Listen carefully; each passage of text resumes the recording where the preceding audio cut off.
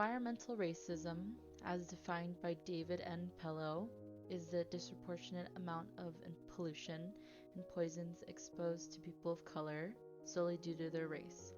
These toxins come from capitalistic industry in the forms of factories and waste plants placed too close to neighborhoods, the poor conditioning of water sources or lack thereof, displacement of people of color from their homes and spaces, and removal of resources that sustain communities. These conditions become sanctioned by the state through policies, laws, and the deliberate targeting of marginalized communities for these conditions. Not only does environmental racism cause a measurable amount of health issues for people of color, but it also perpetuates the oppression of POCs with the removal of safe and easy access to resources.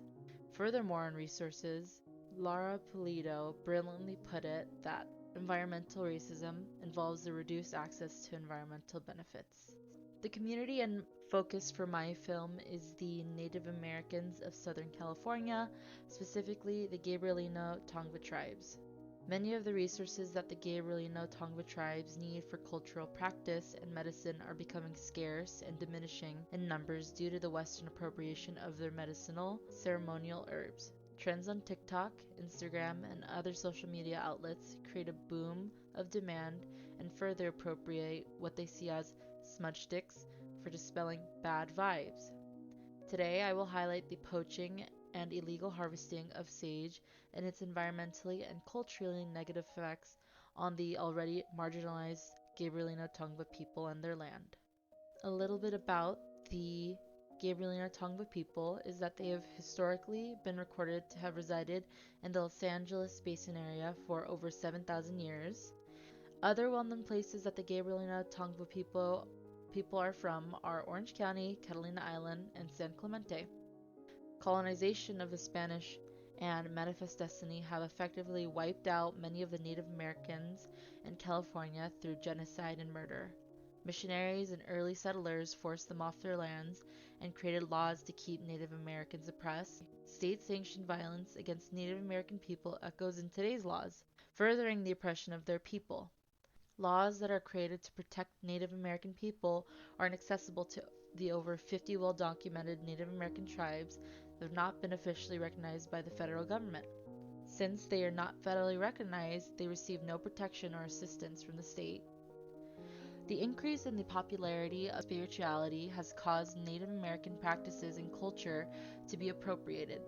Practices such as white sage smudging, acorn harvesting, and the use of abalone shells are a very popular trend in Western culture as of late, exacerbated by social media outlets such as TikTok, Facebook, and Instagram. Many culturally important herbs and plants to the Native American people are being found sold by the thousands on websites like Etsy or eBay. With high demand comes the push for a higher volume of products.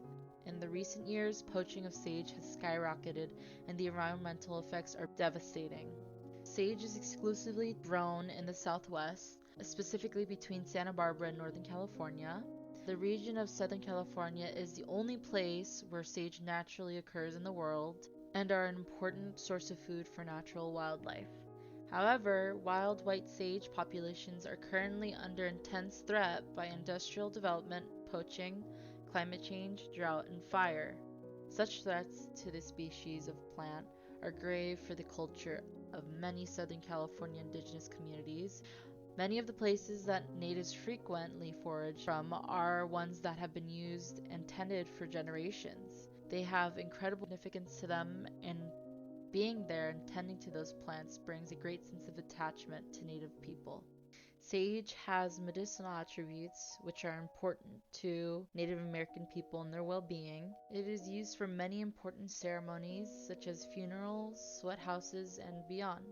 It is also a source of food to many people. Smudging has been popularized in film, television, and many other forms of media. The demand for white sage isn't just the United States, it's international. Websites and corporations like Etsy, eBay, and Walmart sell these products online and make it easier for white sage to be accessible across the world. Brands like this market their sage as ethically sourced, harvested in the wild, and organic. Consumers don't question this. The truth is that About 90% of the sage sold by these brands were illegally harvested, many of which were poached in white sage hotspots like Itawanda Preserve in Rancho Cucamonga. Itawanda Preserve is located in East Los Angeles and is a 1,200-acre preserve managed by San Bernardino County. Under California law, the harvesting of white sage on public land for commercial sale is illegal. Despite this, Itawanda Preserve is one of the hugest hotspots for white sage poaching in the SoCal area, and there's an active and booming black market for white sage. And being put at the forefront of illegal poaching are illegal immigrant workers being paid $1 per pound of white sage. Hidden profiteers make 30 to 60 a pound. It is estimated that over the past few years, over 20,000 pounds of white sage has been poached from Itawanda.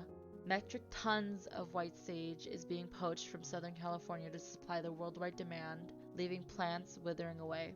50% of the human development in the Angeles Basin in San Diego has trampled over the range of white sage growth, leaving the rest at the mercy of poaching.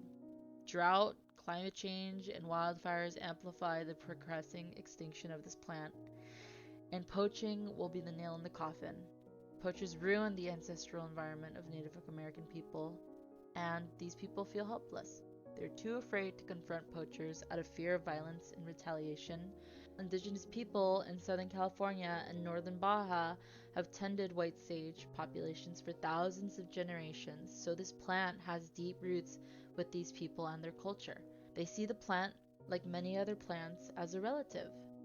The relationship between a plant and a native person is a mutual relationship. It's a relationship between two entities who care for each other.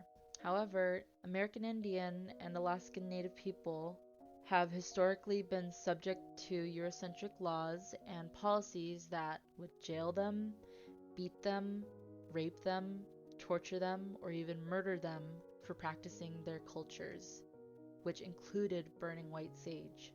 Many practices were also lost due to the death and separation of children from their elders, so the practices they have left, they hold dear to them and with great respect. To be able to benefit from the positive of sage while disregarding the history and white sage's importance to Native people is a privilege and appropriation. It harms Native Americans today as the plant is becoming extinct, meaning that another part of Native American culture is being taken away from them due to Western influence and law. White sage is not recognized on the U.S. Fish and Wildlife Service endangered species list, so it will not receive federal recovery and conservation despite the current state of the species. Natives of SoCal find themselves once more without the support from the state and fight daily to keep their culture alive. We see some resistance. Some Native American figures recognize that white sage is becoming deeply integrated into pop culture and that it may be hard to part ways from sage. They also recognize that people may use it for medicinal purposes, so they're trying to make it to where white sage can be ethically sourced and sold instead of being sold from the black market. Places like Sage Winds Farms are an example of compromise. Sage Winds Farm grows hundreds of plants and is the only white sage farm in the U.S. certified as organic both by USDA and state regulators. The owners take the time to water each sage plant individually and tend to them respectfully. They make smudge sticks and essential oils for sale, meanwhile acknowledging that some Native American people don't like them selling sage.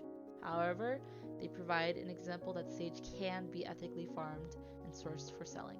So what can you do to take action? First, know your source and boycott wild-crafted sage products. You need to speak with store managers or write e-tailers and ask them to stop selling sage products harvested from the wild. Or question them and ask where they are getting these products from and if they truly are ethically sourced and if they can prove that. Another step is that you can grow your own white sage and other native plants. By doing this, you're cultivating these plants. You are also powerfully supporting the habitat you call home and helping the wildlife grow. Third and the last step is you need to reorient your cultural lens. See plants as relationships, not resources. We need to have a mutual respect for each other and tend for our plants so that they can continue to flourish and grow.